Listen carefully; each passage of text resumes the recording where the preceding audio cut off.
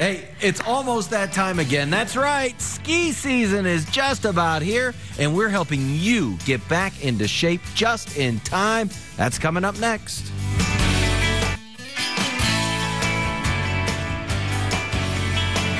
Welcome back, everyone. Well, I'm joined today by Olympic gold and silver 2010 Olympic skier Billy Demong. How are you? I'm doing great, Troy. Thanks for having me on the show. Thank you for coming. Yesterday, today's show, today Salt Lake City. It was actually Tuesday. I kind of, Tuesday, all the travel. Right. Same thing. It's a bit jet lag. Yeah. Jet lag. I wanted to ask you, what is a Nordic combined skier? So explain that to me.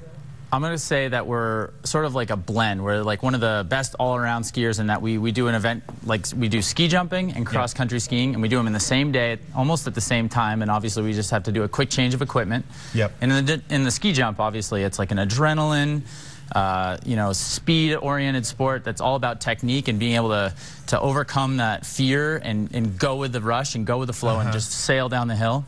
Fantastic. Sometimes we jump up to, 130, 40 meters, which is, almost 180 yards for, the football folks. Yeah. And, it's, what it does is it handicaps us then for the cross country. So if you win the jumping and I'm second and you jump 3 meters longer, then I start 15 seconds behind you. But now you take 50 guys and you have this huge field spread out going into the race. And in a 25-minute, 10-kilometer cross-country event, the first guy across the finish line wins. So once you've made up that handicap from the jumping, you're in contention to win the race. And so there's a lot of tactics. People start taking what we call flyers in racing. They'll attack off the front, just like cycling. Maybe it comes down to a sprint, so you have to know what your strengths are and try to play that in the event. Okay, so Billy, 2 medals at the last Winter Olympics. How do you top that? Well, it's kind of amazing. People ask me that question a lot, and I even actually, after I won the gold medal, went on to I had my engagement ring in my pocket and proposed to my wife, not on TV or anything, but it certainly made the news.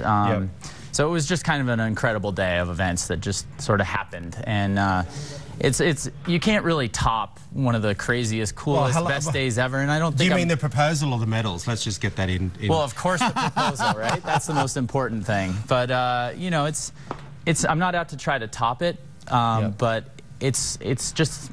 When you've had a great day like that, you realize there are many magical days in life. Maybe just great days with your family, out fishing, beautiful days in nature or whatever.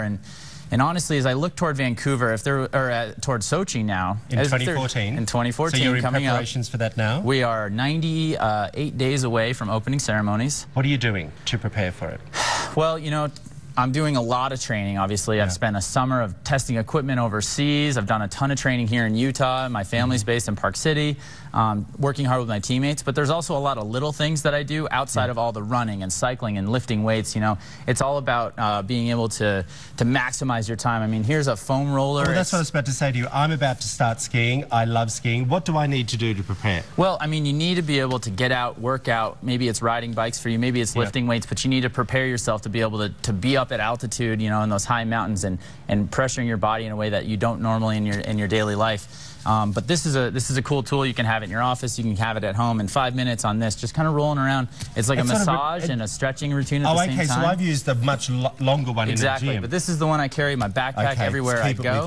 At the same time, it's like people ask me about my diet. No, there's nothing incredibly special. Well, I eat, a ton, but you have to be flexible. You're on the road. You're in Europe. You're in different countries, and you can't always just pack your own food. But by bringing a few quality nutritional products like vitamins from USANA, which is one of my sponsors and based here in Salt Lake, you keep yourself healthy and you keep yourself on tap. And then I've got this other product that I'm sponsored by, but I really, really like. It's called Ribose, Bioenergy Ribose. What does that do?